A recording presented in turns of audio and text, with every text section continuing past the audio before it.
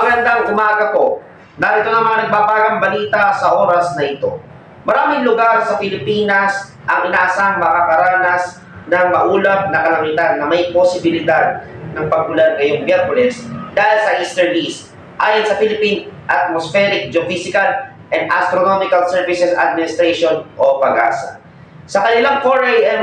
bulletin, sinabi ng PAGASA na ang Metro Manila at iba pang bahagi ng bansa ay magkakaroon ng bahagyang maulap hanggang maulap na kalangitan na may pulong-pulong pag-ulan o thunderstorms dulot ng easterlies.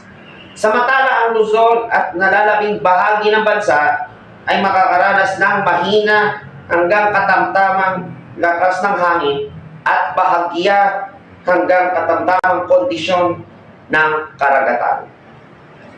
Ayon pa sa PAGASA, hanggang alas 2 ng madaling araw ngayong Miyerkules, wala silang minomonitor na low pressure area na maaaring maging bagyo.